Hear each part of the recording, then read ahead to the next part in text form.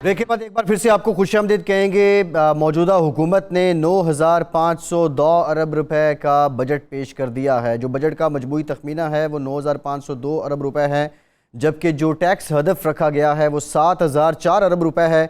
इसी तरह जो दरामदात का हदफ है वो 70 अरब डॉलर है, जबकि बरामदात का जो हदफ है वो 35 अरब डॉलर रखा गया है।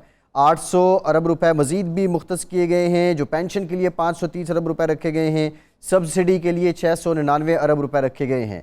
कुछ शोबों में टैक्स छूट दी गई है। फार्मास्यूटिकल के 30 के करीब जो एक्टिव इंग्रेडिएंट्स हैं उन पर छूट दी गई है। ज़राअत के शोबे में जो बीज हैं, अजनास हैं, उनकी इंपोर्ट पर छूट दे दी गई है। ज़रूरी मशीनरी पर, ट्रैक्टर्स पर भी टैक्स छूट दी गई है। बहुत से शोबे हैं उनमें छूट दी गई है, लेकिन जो टैक्स हदफ है जो रवा माली साल है उसके मुकाबले में तकरीबन 1400 अरब रुपए ज़्यादा रखा गया है। अब ये सारे खदोखाल हैं जो बजट के सामने आए हैं। ज़ुबैर मोती साहब भी हमारे साथ मौजूद हैं, अरशद अब्बासी साहब हैं, खालिद खोकर साहब हैं, जब्बार मेमन साहब, मलिक बोस्तान साहब, शब्बर जैदी साहब, हमारे पैनलिस्ट हमारे साथ मौजूद हैं। इन सब से गुफ्तगू करेंगे। खालिद खोकर साहब, सबसे पहले ये बताइए, आज जो बजट पेश किया गया है, क्या इसके बाद पाकिस्तान का काश्तकार, पाकिस्तान का किसान खुश है? आपकी जो मुतालिबात थी, तवक्कुआत थी, वो पूरी हुई हैं? जी, मैं समझता हूँ कि ये जो टैक्स छूट दी गई खुशाइंद बात है कि जो खुसूसन बीजों के ऊपर, ज़रूरी आलात और ट्रैक्टर वगैरह के ऊपर, ये बहुत ही खुशाइंद बात है। और हमने गवर्नमेंट से रिक्वेस्ट भी की थी, प्राइम मिनिस्टर साहब से और फाइनेंस मिनिस्टर साहब से। और मैं प्राइम मिनिस्टर साहब का भी और minister food security Tariq Bashir Cheema साहब का और खुसूसन फाइनेंस मिनिस्टर मिफ्ता इस्माइल साहब का शुक्रिया भी अदा करता हूँ आपके प्लेटफॉर्म पर। लेकिन अभी भी हमारे लिए जो इशूज़ हैं वो है कि जिस तरह फर्टिलाइज़र है, अब फास्फोरस खादों का रेट बहुत ज़्यादा हो चुका है, पोटाश का रेट बहुत ज़्यादा हो चुका है। मैं अपने काश्तकार भाइयों से भी ये गुजारिश करूँगा कि पिछली गंदम में, क्योंकि हमारी कीमत बहुत बढ़ गई थी, इनकी फास्फोरस का इस्तेमाल कम किया, जिसकी वजह से पैदावार में कमी आई। अब मैं गुजारिश करूँगा, बेशक महंगी है, लेकिन फिर भी मैं कहूँगा कि बैलेंस यूज़ ऑफ फर्टिलाइज़र करें ताकि हम मुल्क की पैदावार बढ़ा सकें। क्योंकि अगर हम फास्फोरस खादों का कम इस्तेमाल करेंगे और पोटाश का कम इस्तेमाल करेंगे और उसके बदले यूरिया का इस्तेमाल बढ़ाएंगे तो हमारी पैदावार में कमी आएगी। और हमारे मुल्क का इस वक्त सबसे बड़ा इशू यही है कि हम आजकल ज़रूरी मुल्क होने के बावजूद हम एग्रीकल्चर प्रोड्यूस का इम्पोर्ट कंट्री बन चुके हैं। हमें अब इस वक्त सोचना ये चाहिए कि हुकूमत को भी कि हमारी कॉस्ट ऑफ प्रोडक्शन को कम करना चाहिए। अब जिस तरह बिजली है, खादें हैं, ये बहुत महंगी हो चुकी हैं, बिजली का रेट बहुत ज़्यादा बढ़ चुका है। इस पे भी हुकूमत को फोकस करना चाहिए। देखिए, हम तकरीबन जो पाकिस्तानी काश्तकार है ना, वो इतनी अहमियत है इस मुल्क में, ज़राअत इतनी अहम है। अब आप ये देखें जी कि जब सही है खालिद साहब, एक मिनट मेरी एक मिनट पूरी बात पूरी करें। जब 9/11 हुआ तो इस मुल्क में पाबंदियाँ लगी, ज़राअत ने इस मुल्क को ज़िंदा रखा। आपने एटमी धमाका किया, पाबंदियाँ लगी, ज़राअत ने ज़िंदा रखा इस मुल्क को। 17 साल आपने दहशतगर्दी के खिलाफ जंग लड़ी है, ज़राअत ने ज़िंदा रखा आपको। इसी तरीके अब कोविड-19 पे जब आपने लॉकडाउन किया तो इसी ज़राअत ने आपको सहारा दिया। अब ज़राअत को सहारे की ज़रूरत है। इस वक्त ये चाहिए कि बजट में टॉप प्रायोरिटी होनी चाहिए ज़राअत की। सही है, तभी जाके हमारा अब उसमें खालिद साहब ये बात आपकी बिल्कुल ठीक है, लेकिन जो ज़रूरी शोबा है उस पर यह भी बहुत ज़्यादा, आप समझ लें, आप पे ये इल्ज़ाम ये भी लगता है कि आपको बहुत ज़्यादा टैक्स इम्यूनिटी है, बहुत से वालों से आप टैक्स से मुबर्रा है। खैर, ये एक अलग डिबेट है, इस पर बात करेंगे। ज़ुबैर मोतीवाला साहब हमारे साथ मौजूद हैं, माहिर मुआशी उमूर के। ज़ुबैर साहब, आपकी नज़र में ये बजट कितना बैलेंस है? 9,502 अरब रुपए का बजट है, लेकिन टैक्सेस जो हैं वो 7,004 अरब रुपए हैं। अब जिस तरह ज़राअत के शोबे में टैक्सेस की छूट दी गई है, कुछ हमने देखा दीगर शोबों में भी टैक्सेस की छूट दी गई है, तो इसको देख के लग क्या रहा है? ये हदफ क्या फिर से डायरेक्ट टैक्सेस के ज़रिए वसूल किया जाएगा? और जब डायरेक्ट टैक्सेस लगेंगे तो फिर महंगाई कहाँ पहुँचेगी? देखिए, महंगाई का तो ये प्रोग्राम यानी बजट के तकरीर से पहले भी आप देख रहे हैं कि महंगाई का एक तूफान उठ गया है। और वो तूफान की जो प्रिडिक्शंस आ रही हैं कई लोगों से, जो बड़े एनालिस्ट हैं, जो बड़े हमारे टीचर्स हैं, वो तो कह रहे हैं कि 20% की इन्फ्लेशन भी हो सकती है। अब जो कॉर्पोरेट सेक्टर पर और जो इंडस्ट्री है उस पर जो टैक्सेस बढ़ाने की बात है और सुपर टैक्स लगने की बात है और हर किस्म के इश्यूज इसको रेज होंगे। डायरेक्ट टैक्स कलेक्ट करना और डायरेक्ट टैक्स पर यानी कितना सक्सेस होगी ये गवर्नमेंट, ये अभी पहले कहना बड़ा मुश्किल है। लेकिन ये जरूर है कि इन्होंने अभी तक जो चीजें बताई हैं तो लगता है कि बैलेंस्ड आउट कर लिया है इन्होंने। लेकिन जो फिगर्स दे रहे हैं अपना रेवेन्यूज के, और जो फिगर्स दे रहे हैं कि एलोकेशंस के कहाँ कहाँ ये लगाएंगे, ये मिलते नहीं है, ये कोई सेटल नहीं हो रहे। और वो जो हर जगह इन्होंने कहा कि हम इधर पर वजीफे में इतना देंगे, अपना दूसरा यानी इंफ्रास्ट्रक्चर के लिए इतने देंगे, ये रकम कहाँ से आएगी ये मुझे समझ नहीं आ रहा। क्योंकि रेवेन्यू के जो रकमें आ रही हैं वो तो सीधा 4 हेडर्स में ही जाएंगी।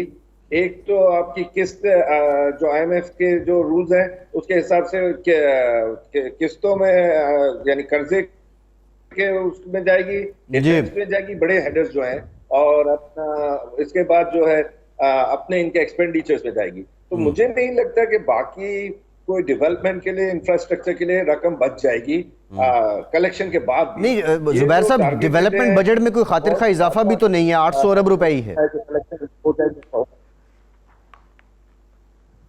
जी।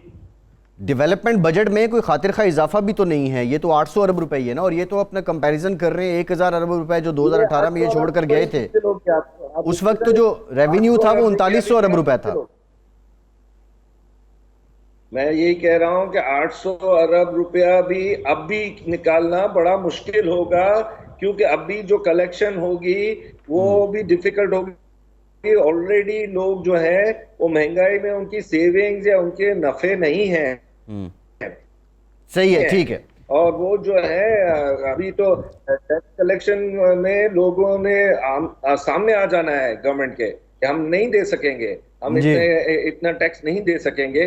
हमारे खुद के जो घर के खर्चे हैं, हमारी जो इनकम्स हैं, वो इनकम्स भी कम हो गई हैं, और हमारे जो नफे थे कॉर्पोरेट सेक्टर में वो भी हाई एंड के जो इनपुट्स हैं, जो रॉ मटेरियल है, जिसमें इलेक्ट्रिसिटी, गैस के जो खर्चे बढ़ेंगे, उनसे वो फीसेबल नहीं रहेंगे। ठीक है, बिल्कुल ठीक है जुबैर साहब, आपकी बात समझ आ रही है। अरशद अब्बासी साहब, बिजली के शोबे के लिए 73 अरब रुपए की रकम मुहैया की गई है, 12 अरब रुपए जो हैं वो मोमन डैम के लिए रखे गए हैं। इसके अलावा जो दीगर प्रोजेक्ट्स हैं जिनमें दयामिर भाषा, दासू, नई गाज डैम और कमांड एरिया प्रोजेक्ट्स के लिए बजट में 100 अरब रुपए की रकम शामिल की गई है, जबकि छोटे डैमों के लिए 183 अरब रुपए रखे गए हैं। ये जो पैसे रखे गए हैं, इस हुकूमत की क्या एनर्जी पॉलिसी या एनर्जी जो प्रायोरिटीज़ हैं वो जाहिर कर रहे हैं? और क्या ये बजट काफ़ी है? जो आप बात कर रहे थे एक्सप्लोरेशन की, अपने निजी अपने जो अंदरूनी हमारे वसाइल हैं उनके इस्तेमाल के लिए, उसके लिए क्या ये रकम काफ़ी है? फैसल, बहुत शुक्रिया। फैसल, पहले मुझे 1-2 मिनट दीजिएगा। आज आपके प्रोग्राम में कुछ चीज़ें डिस्क्लोज़ करनी है, क्योंकि मेरे दोस्त बैठे हुए हैं जिन्हें जबार मेमन भी। हम मेरे ख्याल में, मैं तो 3-4 साल चाइना का एडवाइज़र भी रहा हूँ वाटर पे और एनर्जी पे। ये मेरे साथ थे। हमें चाइनीज़ ने ये कहा है कि देखें, आपने शेल गैस पे काम किया है, आपने जगह शेल गैस अमेरिका में भी जाके काम किया है। फैसल, हमें जब ये शायद खकाना अब्बासी साहब था तो उस वक्त ऑफ़र आई थी ENI की कि $10 में हम काम करने को तैयार हैं, हमें ये रेट दे दें। नहीं दिया गया। हमारे पास 104 TCF का जिसे कहते हैं रिज़र्व है, पोटेंशियल है। अब आप बताएं कि असल पूरी जो खेल हो रहा है, जो वो रखा है जी, एनर्जी नहीं है, बात बिल्कुल ठीक है। 18 से 20 बिलियन डॉलर का हम ऑयल और LNG इंपोर्ट करते हैं। एक A4 पे साइज का पेपर चाहिए पॉलिसी देने का कि जी ये हमारी शेल गैस पॉलिसी होगी, दुनिया के प्लेयर आएंगे इंटरनेशनल और वो आके शेल गैस निकालेंगे। इस गवर्नमेंट ने क्या, पिछली गवर्नमेंट ने इसके ऊपर कोई काम नहीं किया। एक बात। दूसरा, देखिए, आज मैं इकॉनमिस्ट नहीं हूँ ना इंजीनियर साहब हैं। वहाँ पे चाइनीज़ ने कहा कि देखें, हम 45 बिलियन की सोयाबीन मंगाते हैं, और आपके पास यहाँ खालिद खोखर साहब भी हैं। उन्होंने कहा कि यार देखिए, आप ऐसे करें कि आपका कितना फर्टाइल एरिया ये KP का और इसका पंजाब का, आप हमें 10 से 15 बिलियन डॉलर की क्या सोयाबीन नहीं दे सकते? जबकि इंडिया ने उसकी ज़रूरियात को मद्देनज़र रखते हुए पहले उनकी थी 1 मिलियन टन, आज जिसको वो लेके गए हैं 15 मिलियन टन तक, सिर्फ चाइनीज़ नीड पूरे करने को। दूसरा, इंजीनियर साहब बैठे हुए हैं, उन्होंने कहा देखिए, आपके पास मार्बल है, आपके पास 670 वैरायटीज़ हैं, इंडिया के पास 13 वैरायटी है, आप 15 बिलियन डॉलर तक लेके जा सकते हैं आपकी तो हार्डली मेरे ख्याल में 100 या 150 मिलियन डॉलर्स की एक्सपोर्ट होती है। आप क्या कर रहे हैं, यहाँ से राह ले रहे हैं चाइनीज़, बाहर एक्सपोर्ट कर रहे हैं। मैं पूछता हूँ कि ये वो सिंपल बातें हैं, हम जाके माशरती इल्म में पढ़ते आए थे शुरू से, बचपन से, कि पाकिस्तान एक ज़राई मुल्क है। यहाँ खोखर साहब बैठे हुए हैं, ये बताएं कि क्या हम यहाँ पे सोयाबीन नहीं लगा सकते। दूसरी बात, इवन रशियन ने भी कहा कि यार आपका बनाना बड़ा अच्छा है लेकिन इसकी शेल्फ लाइफ बड़ी कम है, कि 1 से 1.5 बिलियन डॉलर का वो बनाना मंगाते हैं। देखिए टेक्सटाइल के ऊपर हमने बड़ी जान मारी। आप देखें 2000 से लेके 2005 तक सिर्फ 18 बिलियन से डॉलर से लेके 22 बिलियन डॉलर तक लेके गए। ये वो चीज़ें जो एग्रीकल्चर हम जो एक्सपोर्ट करते हैं, उसका क्या है कि हमारी जो मेन पावर है, जो जैसे देखें मेरे जैसे अनपढ़ बंदा वो भी उसमें एंगेज होता है। आज आप इस्लामाबाद में आए, आपको इस्लामाबाद की फ्रूट शॉप में ग्रेप्स मिलेंगे साउथ अफ्रीका के, अनार मिलेगा टर्की का, कीवीज़ मिलेंगे ब्राज़ील के। भाई आज तकरीबन 1.5 बिलियन डॉलर का हम तो क्या करते हैं, वो सोयाबीन इंपोर्ट करते हैं ये पोल्ट्री फीड के लिए। मेरा सवाल एक आपसे ये है कि खुदा के वास्ते अपने प्रोग्रामों में उन बंदों को ना बुलाया करें। मैं कल जैसे बात सुन रहा था डॉक्टर वकार की, ये 20 साल सेक्रेटरी फाइनेंस रहे हैं और अब आके हमें लेक्चर देते हैं। बात ये है यहाँ पे फ्रेश वो लोग हैं जिनको खौफे खुदा हो, जिन्होंने अल्लाह को जान देनी है, जिन्होंने सही है। अच्छा 6 फुट की कब्र में, ये झूठ अब्बासी साहब फिगर आप- फर्चिंग जी इसके अलावा कुछ नहीं करते। सही है, ठीक है अब्बासी साहब ये देखिए फैसल हम इकोनॉमिस्ट नहीं है, लेकिन शेल गैस को हमने टच नहीं किया, इंडिजिनस उसको नहीं किया, ऑयल एंड गैस एक्सपोर्ट को नहीं किया। आज सिंध, आपको पता है आपके टीवी चैनल कहते हैं जी पानी के लिए सिंध के लोग रो रहे हैं। क्या अभी बाजवा साहब और ये कालाबाड़ डैम की अनाउंसमेंट नहीं कर सकते? रखे ना उसके लिए पैसे। This is the high time कि हमें कालाबाड़ डैम बनाना चाहिए। दिस इज़ हाई टाइम कि हमें सोयाबीन, हमें टी, हमें इवन चाय की कल्टीवेशन यहाँ पे हो सकती है, लेकिन एग्रीकल्चर टॉप प्रायोरिटी पे हमारी नहीं है। और ये बड़ी बड़ी जो सही बातें है। आ रही अब्बासी हैं साहब आपका पॉइंट ऑफ व्यू आ गया। मैं जरा जब्बार मेमन साहब की तरफ, अब्बासी ये साहब बात करते हैं। जब्बार मेमन साहब की तरफ जाना है। जब्बार मेमन साहब, ये बजट आ गया है, इसमें इंडस्ट्री के लिए क्या है, और बिलखुसूस यहाँ पे बात बहुत ज़्यादा प्रोडक्शन की भी हो रही, प्रोड्यूसर के लिए क्या है? बतौर वाइस प्रेसिडेंट FPCCI आप इस बजट से, इस डॉक्यूमेंट से मुतमईन हैं? देखिए, हमारी जो अपनी रिकमेंडेशन थी जिसमें जो है वो, आपको आवाज़ आ रही है मेरी? जी आ रही है, आपकी आवाज़ लाउड एंड क्लियर, आप कंटिन्यू आवाज़ आ रही है आप?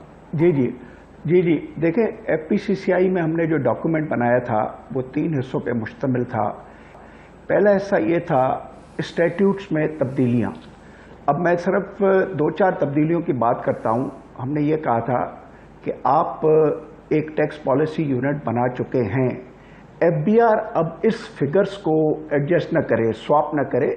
टैक्स पॉलिसी यूनिट को नोटिफाई किया गया था, वहाँ पे इकोनॉमिस्ट और पढ़े लिखे अकाउंटेंट तबके के लोग, लेट्स से कि हम कह सकते हैं कि chartered accountants and all that, वो बैठ के देखें कि कौन से शोबे में हम किस तरीके से टैक्स के ज़रिए डेवलपमेंट इकोनॉमिक्स के फ़रोग हासिल करें।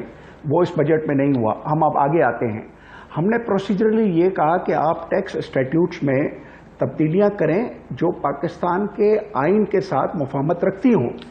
हम ये बात बार बार कहते हैं कि टैक्स कलेक्टिंग मशीनरी जो है वो कलेक्ट भी कर रही है, प्रोसिक्यूट भी कर रही है, एडजुकेट भी कर रही है, और आइन के मुतसादिम वो इख्तियारात इस्तेमाल करती है जिसको हम कहते हैं कि आप एग्जीक्यूशन को जुडिशल फंक्शन से सेपरेट करें। हमारी ये डिमांड थी, मैंने नहीं सुना कि कोई इसके सिलसिले में बात की गई। हमारी ये भी डिमांड थी कि टैक्स मशीनरी जो है वो एक नोटिस मैन्युफैक्चरिंग मशीनरी बन चुकी है। हमने कहा कम से कम टैक्स ऑडिट को जो 6 साल के लिए, जो परवेज़ मुशर्रफ के ज़माने में मैं खुद मौजूद था वहाँ पे, जिसका ऐलान हुआ कि टैक्स पेयर्स को 6 साल रिकॉर्ड के बजाय 3 साल रिकॉर्ड रखने के पाबंद किया जाए, वरना उनकी एक प्रेडिक्टेबल इन्वेस्टमेंट्स, पुरानी बातें सब आपस में क्लैश करती हैं और बहुत सारे मसाइल पैदा होते हैं। हमने ये भी कहा कि ADRC, आपने सुना ADRC में कहा गया कि 10 करोड़ रुपए या उससे ज़्यादा की बात हुई। अब 10 करोड़ रुपए या उससे ज़्यादा के ऊपर भी शर्त यह है कि आप कोर्ट से केस वापस ले लें। मुझे बताएं ये कौन सी ADRC हुई कि आप जो है ओरिजिनल साइड वाला राइट भी अपना फर्गो करें और उसके बाद जो भी कंडीशंस आई हैं मजीद हम देखेंगे। फिर हमने जो है वो सेल्स टैक्स के हवाले से जो एक ख़ास बात कही कि पाकिस्तान में आप सेल्स टैक्स में 41,000 हम देख रहे हैं कि active tax payer sales tax के ज़मरे में आते हैं। हमने FBR को बार बार कहा, हम मुफ्ता इस्माइल से मिले, हम चेयरमैन से मिले, हमने कहा कि भाई आपके पास इंडस्ट्रियल और गैस कनेक्शन जो हैं वो 3.6 मिलियन है, आपको किसी ने मना नहीं किया आप इनको रजिस्टर करें। डॉक्टर वकार से हमने 11 मरतबा मैंने सुना, 4 मरतबा मेरी भी मीटिंग हुई FPCI के डेलीगेशन के साथ। उन्होंने कहा हमारे पास 75 लाख का डेटा आ गया है जिनको हम शामिल करेंगे और ब्रॉडनिंग ऑफ टैक्स होगी। हम तो बड़े खुश हुए कि चलो जी इस वक्त मौजूदा जो सूरत हाल इम्प्रोपोर्शनल टैक्सेशन है उसको किसी तरीके से ठीक किया जा सकता है। शौकत तरीन ने हमें 6 मरतबा ये बताया कि नादरा के सिस्टम में 11 इंटेलिजेंस इंग्रेडिएंट्स के जरिए हमने 15 मिलियन लोगों को आइडेंटिफाई किया है। आज भी हम जो है वो ब्रॉडनिंग ऑफ टैक्सेस की बात करते हैं। मैं एक बात और इससे मैं ऐड करूं, ये पाकिस्तान का टैक्स निज़ाम बड़ा मज़ा का खेस, इर्रेशनल, इम्प्रोपोर्शनल है। 13% आपकी GDP में शेयर है मैन्युफैक्चरिंग का और उससे आप टैक्स ले रहे हैं 58.4%। मुझे ये बताएं कि इस निज़ाम में क्या इंडस्ट्रियलाइजेशन हो सकती है? अब हम लेकिन आगे ये जब्बार साहब एक देखिए, क्वेश्चन इन्होंने ये कहा है, कि- जब्बार साहब एक क्वेश्चन ये है, देखिए यहाँ पे एक बहुत बड़ा तजाद है। अगर मैन्युफैक्चरर से टैक्स लिया जाता है तो वो कहते हैं हमारा इतना शेयर है, अगर इंपोर्टर से टैक्स लिया जाता है तो वो कह रहे हैं we are running the activity and we are giving रोजगार टू द पीपल, अगर एक्सपोर्टर से टैक्स लिया जाता है तो वो कहते हैं जी हम मईशत की रीढ़ की हड्डी हैं, अगर किसान से टैक्स लिया जाता है तो उसके अपने रिजर्वेशंस होते हैं। असल में टैक्स तो लेना है, या तो फिर आप क्या कहते हैं एक फ़्लैट टैक्स हो जाए जो सब पे लागू कर दिया जाए और अल्लाह खैर सल्ला, ये जो मुख्तलिफ इक़साम है जो देखिए- मुख्तलिफ किस्म के टैक्सेस में उलझाया जाता है, इससे जान खुलासी। देखिए मैं आपको समझाता हूँ। चले मुफ्ता इस्माइल को ले लें लेटेस्ट, हमने तो मुफ्ता इस्माइल के सीनियरों से जब ये पैदा नहीं हुए थे तब के ज़माने की बातें मैं आपको बताता हूँ कि हम सुनते आए। हम कहते हैं आज भी मुफ्ता इस्माइल एंड दिस कंपनी जो है वो ये कह रही है कि जी 22% जिनके पास होल्डिंग्स हैं लैंड की, 800 अरब रुपए वो कमाते हैं। मुझे बताएं कि अगर 2 अरब रुपए वहाँ से आपके टैक्सेस आ रहे हैं तो इस निज़ाम में जो है वो टैक्सेशन किस तरीके से इंडस्ट्रियलाइजेशन के वो बन सकती है। जहाँ तक आपने कहा एक्सपोर्ट्स, यस एक्सपोर्ट्स दुनिया में टैक्स फ्री होते हैं, मगर जब वो मैन्युफैक्चरिंग कर रहा है मेरे अपने ख्याल में उसका भी एक हिस्सा होता है। मगर पाकिस्तान का सबसे बड़ा अलमिया ये है कि आपके फाइनेंस मिनिस्टर कहते हैं कि import substitution is a fraud scheme. मैं हैरान हूं कि दुनिया में जो एसेट आपके पास नहीं है उस एसेट की कंजम्पशन अगर है तो आप उसको इंपोर्ट करेंगे। इंपोर्ट सब्स्टिट्यूशन के जरिए ही इंडिया जो है उसने अपने आप को क्लोज किया इतना क्वालिटेटिवली और उस लेवल पे आके पहुंचा कि उसने एक्सपोर्ट में एक्सेल करना शुरू किया। एक्सपोर्ट कहां से आई? जब आपकी इंपोर्ट सब्स्टिट्यूशन हुई, प्रोडक्शन की सरप्लस सारी दुनिया में। एक्सपोर्ट क्या होती है? Export is a surplus production. सही है, पाकिस्तान में हम सही कुछ है। तरीके से ख्याली जब्बार साहब पुलाव बनाते बिल्कुल हैं। आप Export बात कर increase, रहे हैं, आपका export पॉइंट ऑफ व्यू आ गया है। increase। जफर साहब एक क्वेश्चन आपसे ये है, जो हमारी इंपोर्ट का टारगेट है वो $70 बिलियन 70 अरब डॉलर रखा गया है और जो हमारी एक्सपोर्ट का टारगेट है वो $35 अरब रखा गया है। और हम ये भी देख रहे हैं कि बहुत से इंपोर्ट के शोबों में टैक्सेशन की छूट भी दी गई है। जब $70 अरब की हम इंपोर्ट करेंगे तो जो हम लोकल प्रोडक्शन की बात करते हैं, अपनी इंडिजिनस रिसोर्सेज को यूटिलाइज़ करने की बात करते हैं, क्या उसको कोई अमली शक्ल दी जाती है? एक बात तो ये है। दूसरी बात ये है कि क्या हमारी जो इस वक्त हालात हैं वो कंपैटिबल हैं, हमारे एक्सपोर्टर को लेवल प्लेइंग फील्ड मुयस्सर है कि वो $35 अरब की एक्सपोर्ट कर सके? देखिए, हम एक्सपोर्ट बढ़ाने की बातें करते हैं, लेकिन क्या एक्सपोर्ट करें? हमारे पास सबसे बड़ा मसला ये है कि हम सिर्फ जो 70-80% जो एक्सपोर्ट है वो टेक्सटाइल्स की है, वैल्यू एडेड की। वो टेक्सटाइल के बाद हमारे पास कोई ऐसी चीज़ नहीं है कि हम जैसे कोई गाड़ी बना रहे हो तो उसका इंजन एक्सपोर्ट। जी जफ़र साहब से हम बात करते हैं। जफ़र साहब जी, आवाज़ आ रही है? जफ़र साहब कंटिन्यू करें। हाँ जी, यहाँ पर कोई ऐसी हम चीज़ नहीं मैन्युफैक्चर कर रहे जो हमें ये आगे ले जाकर एक टेक्सटाइल के साथ साथ वो हम एक्सपोर्ट कर सकें। तो ये बिल्कुल ही मुझे इम्प्रेसिव बात नहीं लगती कि भाई ये 35 अरब डॉलर का हम एक्सपोर्ट पहुंचा देंगे एक साल में, ऐसा होगा कुछ नहीं। इंपोर्ट का भी हमारी मजबूरी ये है कि हम अब पहले 75% अपना फ्यूल इंपोर्ट करते थे, यानी एनर्जी के सेक्टर में, और 25% हमारी खुद की मैन्युफैक्चरिंग थी, हमारे पाकिस्तान से निकलता था। लेकिन पिछले 10 साल से ओजीडीसी ने भी कोई खातिर ख्वाह कोई डिस्कवरी नहीं की, बल्कि हमारे डिप्लीट हो गए सुई नॉर्दर्न गैस और सुई साउदर्न गैस के सुई के जो ज़खायर थे। फिर हमारे पास तो ये हाल हो गया था कि लास्ट हुकूमत में ऑफशोर ड्रिलिंग की कोशिश की, तो ऑफशोर ड्रिलिंग में एक्सॉन डर के भाग गया कि पूरा मुल्क हम पर नजर रख रहा है, जबकि उसमें स्ट्राइक रेट 1:100 होती है। तो ये मसला ये है कि हमारा इंपोर्ट बिल का बेस जो है, सबसे बड़ा बेस है वो फ्यूल इंपोर्ट का है, तो हम उसको कम नहीं कर सकते। हम इसलिए कम नहीं कर सकते कि हमारे पास आवाम बहुत ज्यादा बढ़ गई है। अभी नई सेंसस नहीं हुआ, लेकिन लोग 24 करोड़ पब्लिक का तो अब एडमिट करना शुरू कर दिया है सब लोगों ने। जो 22 कह रहे थे और पहले 20 करोड़ आवाम कह रहे थे, वो 24 करोड़ कहना शुरू कर दिया है। उसके बाद हमारे को अगर ये 24 करोड़ आदमियों को ट्रैक्टर में भी फ्यूल उनको चाहिए, उनका अपना ट्यूबवेल चलने के लिए भी फ्यूल चाहिए, इंडस्ट्रियों के लिए भी फ्यूल चाहिए, मार्केट तक पहुंचाने के लिए सब्जियों की, जो अभी आपके एग्रीकल्चर वाले बोल रहे थे, उसके लिए भी फ्यूल चाहिए। और फ्यूल हमारा इंपोर्ट बिल बहुत बुलंद कर देता है। यानी जिस दिन रशिया ने यूक्रेन पर हमला किया, उसी दिन से मैं घबराया हुआ था कि अगर ये हिट हो गया $120-22, तो हम कहां से इतना प्राइस करेंगे। दूसरा, सोने पर सुहागा ये हुआ है कि एक तरफ तो वो भी बढ़ गया और दूसरी तरफ हमारे रुपए की इज्जत खत्म हो गई है इंटरनेशनली हर करेंसी के सामने, लेकिन डॉलर के सामने तो बहुत बेइज्जत हो रहा है। अभी 4-5 दिन पहले ये सब पॉलिटिशियंस भी मेरे साथ किसी चैनल पर थे, और सब क्या दोबारा हम इसको 185 पर ले आएंगे, कैसे ले आएंगे।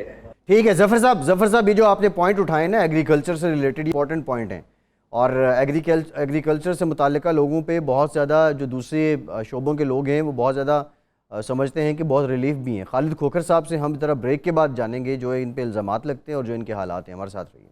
ब्रेक के बाद एक बार फिर से आपको खुशामदीद कहेंगे। हम बात कर रहे हैं 9,502 अरब रुपए तखमीने का बजट पेश किया गया है मौजूदा हुकूमत की जानिब से, और इसके कुछ खदोखाल ये भी हैं कि 7,004 अरब रुपए जो हैं वो रखे गए हैं रेवेन्यू टारगेट के तौर पे।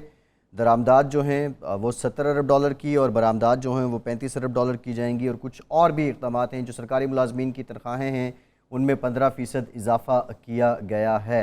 टैक्स के लिए भी एक नया तरीक़ाकार है। तरीक़ाकार से मुराद ये है कि रद्दोबदल किया गया है। जिन लोगों की 6 लाख रुपए सालाना तक आमदन है वो टैक्स नहीं देंगे, उससे ऊपर वाले देंगे।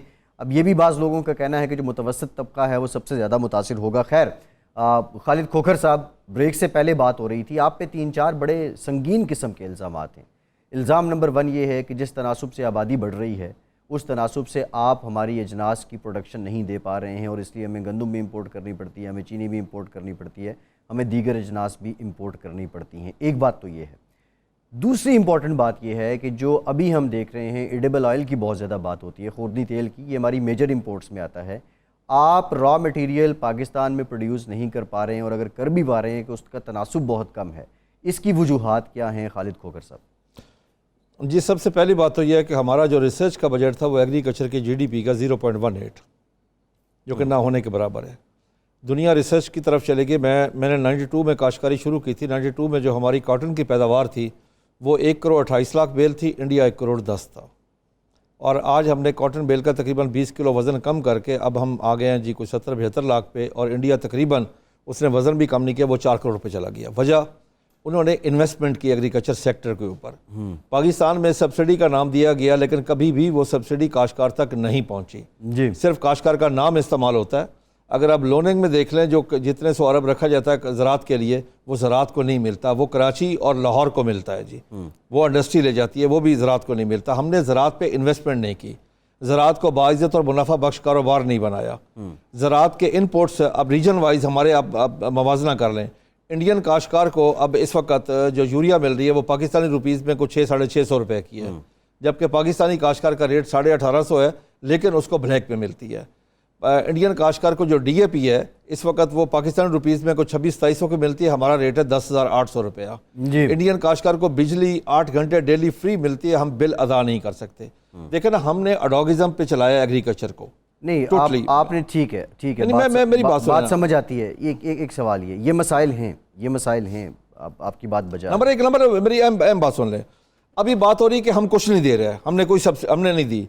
अभी गंदम के रेट में इंटरनेशनल प्राइस से हमने 1500 अरब रुपया कम लिया है। जी। इंटरनेशनल प्राइस 4000 से ऊपर है, हमने 2200 रुपया लिया है। 1.5 ट्रिलियन रुपीस जो काश्तकार ने डायरेक्ट सब्सिडी दी है इस अवाम को, उसका नाम ही कोई नहीं है। मैं कहता हूं अगर उसका 50% एग्रीकल्चर पे खर्च कर दिया जाए, 50% मैं कह रहा हूं, तो इस मुल्क में हर चीज की रेल अच्छा, ये एक और पहलू, ये सोयाबीन उगाने में, पाम उगाने में क्या मसला क्या है हमारे यहाँ? क्या हमें कोई इशू नहीं है। मैं कहता हूँ हम हर वो फसल काश्त करना चाहते हैं जिसकी स्पोर्ट प्राइस हो, जिसमें हमें कोई। अब इंडिया को ले लें, इंडिया में 31 क्रॉप की स्पोर्ट प्राइस है। पाकिस्तान में तो सिवाय गंदम के अलावा किसी की स्पोर्ट प्राइस ही नहीं है। जी। गन्ने की इंडिकेटर प्राइस है पाकिस्तान में। देखें, मैं आपको अर्ज करूं, अब अगर आप 60 से देखें हमने किया पाकिस्तान में कितना जुल्म किया है कि 60 में एग्रीकल्चर कमीशन बना, उसकी रिपोर्ट सिफारिशात ये थी कि पत्तों की से लेके आप रहीमी रखा था शुगर मिलने लगा, सारी वहीं लग गई। जी। आपने 11 अजला पंजाब में फिक्स से, जहां पे आपने चावल काश्त करना था, आज पूरे पंजाब में काश्त हो रहा है। हम क्या कर रहे हैं? आज हम अपना पानी एक्सपोर्ट कर रहे हैं। अगर चावल एक्सपोर्ट होता है या चीनी एक्सपोर्ट होती है। अब हमारा, मैंने जब काश्तकारी 92 में शुरू की है तो मेरा पानी 22 फुट पे था, आज 65 फुट पे है। हम अपने मुल्क के लिए तो सोच नहीं रहे, मुल्क के लिए तो बात ही अच्छा, ये देखें अगेन बात वही आती है। अरशद अब्बासी साहब साथ हैं, बात आती है फ्यूल की, तेल की, बात आती है पानी की। ये मामला है एनर्जी का, मामला जो है वो ईंधन का है। अब्बासी साहब मैं आपकी तरफ आऊँगा, लेकिन जो बात की कि जो सब्सिडी हमें मिलती है, खोखर साहब ने जो बात की, वो सब्सिडी जब्बार साहब इंडस्ट्री ले जाती है। ऐसा क्यों है? आप किसान का हक क्यों मारते हैं जब्बार मेमन साहब? देखिए जी, मेरा अपने ख्याल में कि इनकी मैंने बातें सुनी, इसमें मेरा ख्याल है कि जिन चीज़ों को ये खुलकर ब्लेम नहीं करना चाहते हैं वो है failure of the agriculture economic management. ये रिसर्च इंस्टीट्यूट्स, ये पैसे, आज मैं देख रहा था HEC 44 अरब रुपए। I am sorry to say that कि टोटली अ फेल्यूर ऑर्गेनाइजेशन। हम इंडस्ट्री के हिसाब से कहते हैं कि they have done nothing to give us the people whom we need, whom we can employ। उसके बाद 18 अमेंडमेंट में आपने HECs दे दी सूबों को, फिर भी 44 अरब रुपए रखे हुए हैं। ये कहते हैं कि जी हमने R&D के सिलसिले में हमें कम अलोकेशन की। जब प्राइम मिनिस्टर के पास 2 दिन पहले हो रही थी, मेरा ख्याल है ये भी बात कर रहे थे, इन्होंने यही बातें की जो आज मैं सुन रहा हूँ। सवाल ये पैदा होता है कि इसके पीछे आखिर वो कौन सी ताकत होनी चाहिए कि हम पब्लिक सेक्टर को टेम करें कि वो ऐसी पॉलिसीज़ बनाएं जिसमें हम प्रोडक्शन भी बढ़ाएं और हम प्रोडक्टिविटी भी बढ़ाएं। हम तो एग्रीकल्चर को टैक्सेस के बद में एक किस्म का क्रॉस सब्सिडाइज कर रहे हैं। हम ज़्यादा टैक्सेस देकर हम एग्रीकल्चर को क्रॉस सब्सिडाइज कर रहे हैं। मगर हैविंग सेड सो, मेरा ज़ाती ख्याल नहीं है, तमाम इंडस्ट्री में लोगों का ज़ाती ख्याल है कि पाकिस्तान की इकोनॉमी या वैल्यू एडिशन कुछ भी नहीं है मां सवाए एग्रीकल्चर के। अब उस एग्रीकल्चर में एक डाइवर्सिफिकेशन जो है, प्रूडेंट, इकोनॉमिक और वक्त के हिसाब से किस तरीके से उस अजनास को लोकली न फ़कत मुहैया किया जाए बल्कि एक्सपोर्ट किया जाए। फॉर एग्ज़ाम्पल, ये यहाँ पे बैठे हुए हमारे ब्रदर खालिद खोखर, पाकिस्तान में 4थे या 5वें नंबर पे हम कहते हैं कि हम कॉटन प्रोड्यूसर हैं। 675 बिलियन ग्लोबल ट्रेड है टेक्सटाइल एंड क्लोथिंग का लास्ट ईयर, अब वो बढ़ चुका है। हमारा हिस्सा उसमें लेस देन 2% है। मुझे बताए, this is a failure again economic management, failure of the textile economy in Pakistan. अब वापस आ जाए टेक्सटाइल के लिए, मैं ये जो आपको फिगर्स दे रहा हूँ मेरी नहीं है, सरकार की हैं। आपके ERF से लेके DLTL से लेके आज भी उन्होंने ऐलान किया कि 40 अरब दे रहे हैं, हमको दे रहे हैं ना, इंडस्ट्री को दे रहे हैं, ऐलान किया था मुफ्ता ने। अब सवाल ये पैदा होता है कि पाकिस्तान में 1.5 से 1.25 अरब रुपए, अरब डॉलर इक्विवेलेंट में बात कर रहा हूं, आप 12 से 15 बिलियन डॉलर टेक्सटाइल के एक्सपोर्ट को देते हैं। Is it not too much? We have not been efficient, we have not tried to be efficient. How the public sector would like to make us efficient, वो भी एक problem है। अब जरा इसका एक और हिस्सा सुन लें, बैठे हुए खालिद खोकर साहब। पाकिस्तान में जब लोन्स दिए जा रहे थे, उसमें सबसे ज्यादा लोन्स 20 सालों में मैं आपको बताऊं टेक्सटाइल ने लिए। टेक्सटाइल को लोन देने के वक्त उन्होंने डिफरेंशिएट नहीं किया। अगर कोई निश प्रोडक्ट में जाता है जिसको $1 to $14 हम कहते हैं कि $1 की कॉटन को $14 पे ले जाएं, जी उसको ठीक है। रेट जब मिलना जब्बार चाहिए मेमन था, साहब, वो- जब्बार मेमन साहब कदा कलामी की मुआफ़ी। आयशा गौस पाशा साहिबा वज़ीर ममलिकत बर ख़जाना हमारे साथ मौजूद हैं। बहुत शुक्रिया आयशा साहिबा। आयशा साहिबा, ये बताइएगा, आज ये बजट आपने पेश कर दिया है, जो मुआशी एक्सपर्ट्स हैं वो कहते हैं कि ये IMF की शराइत का अक्कास है, लेकिन सवाल ये है कि जो 7,004 अरब रुपए आपने रेवेन्यू टारगेट रखा है, कुछ शोबों में आपने छूट भी दी है, अगर आप इनडायरेक्ट टैक्सेस नहीं लगाएंगे तो ये कैसे हासिल होगा? इसका मैकेनिज्म क्या होगा इस हदफ को अचीव करने का? बहुत शुक्रिया फयाज अब्बासी साहब। देखिए, इम्पोर्टेंट पॉइंट आपने रेज किया है। ये टारगेट सबसे पहले तो हमारा 4,007 है रेवेन्यू टारगेट।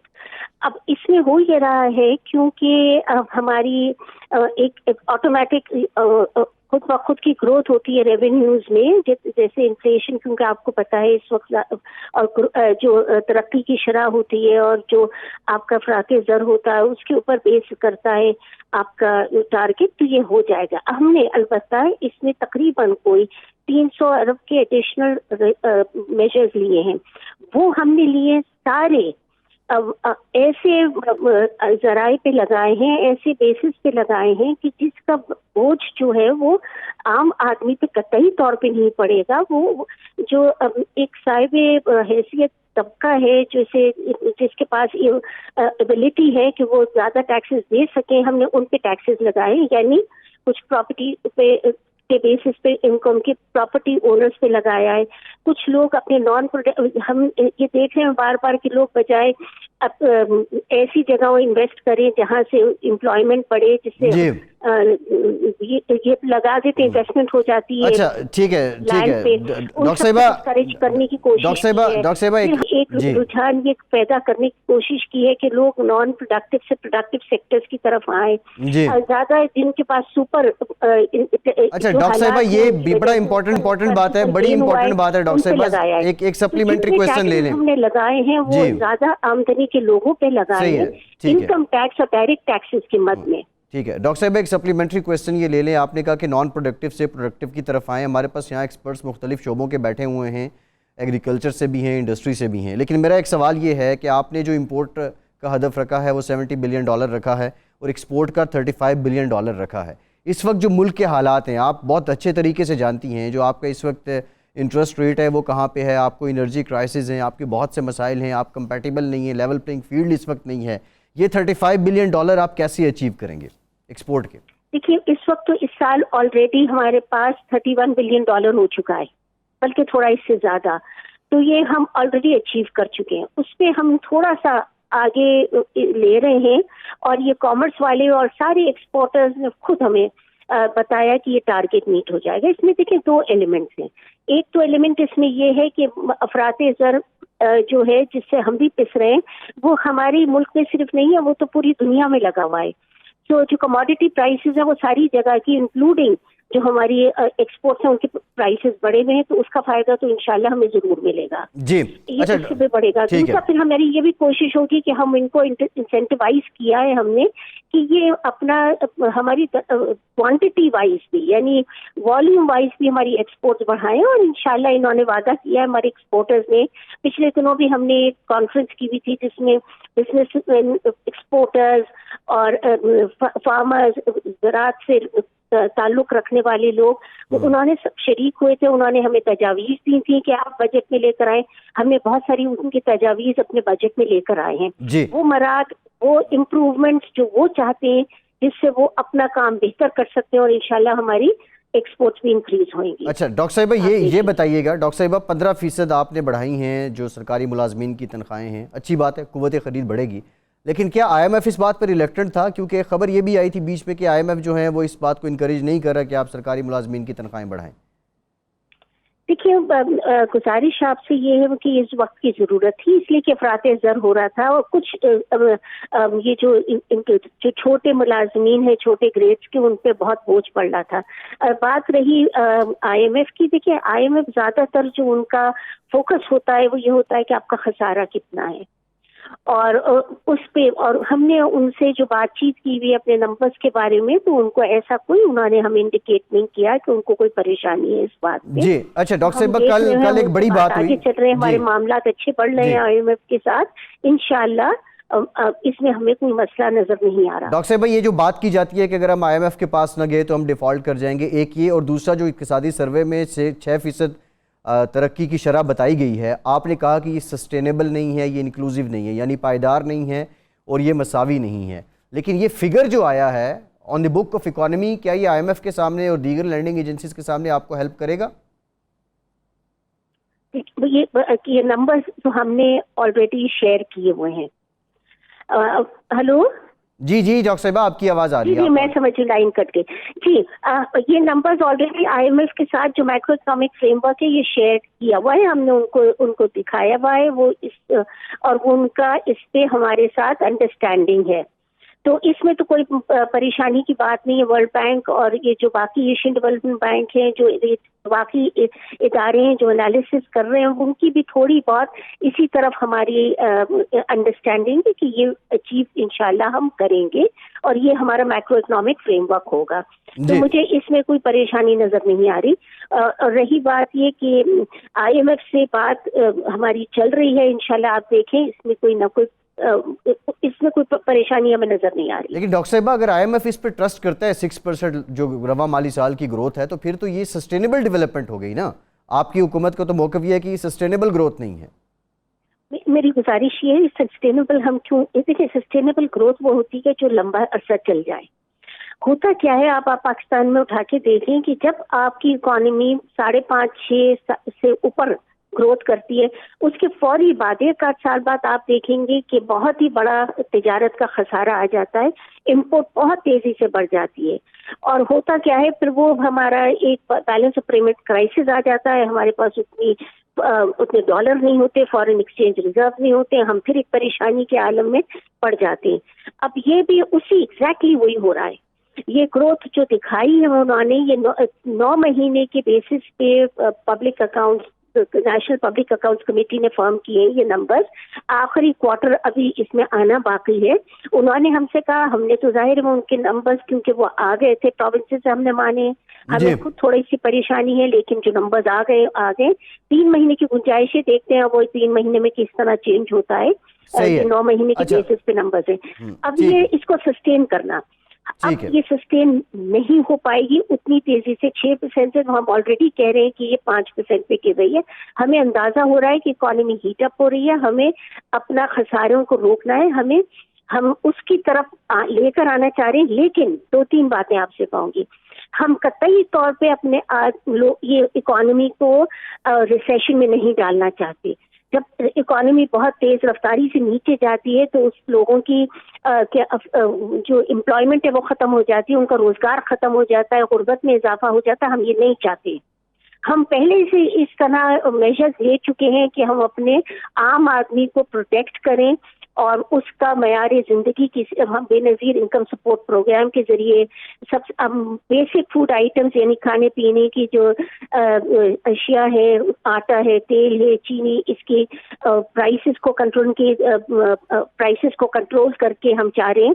फिर इनकम सप्लीमेंट दे रहे हैं बेनज़ीर इनकम सपोर्ट प्रोग्राम के जरिए 14 मिलियन लोगों को, घरानों को। 14 मिलियन घरानों का मतलब तकरीबन 60 मिलियन, यानी 6 करोड़ लोग से ज्यादा होता है। ठीक है डॉक्टर हम साहिबा, सप्लीमेंटेशन दे रहे हैं, तो हम इस पे हमें अंदाजा है कि आम आदमी बोझ से है, हम उनको तसल्ली भी देना चाहते हैं, हम कौम से वादा भी करना डॉक्टर साहिबा thank you very much. Doctor साहिबा thank you very much for your time. Doctor Ayesha Ghaus Pasha साहिबा हमारे साथ मौजूद थी, और वो बता रही थी कि हुकूमत की हिकमत अमली क्या है। 92 न्यूज़ पे ये ट्रांसमिशन का सिलसिला जारी है। बजट से मुतालिक हम अपने व्यूअर्स को, पाकिस्तान के अवाम को आगाह कर रहे हैं। इस बजट में अवाम के लिए क्या है, कारोबारी तबके के लिए क्या है, सरमायादार के लिए क्या है, इन डिटेल आपके सामने ये सारी कहानी हम खोल के रख रहे हैं। ये ट्रांसमिशन का सिलसिला जारी रहेगा, हमारे साथ रहिए।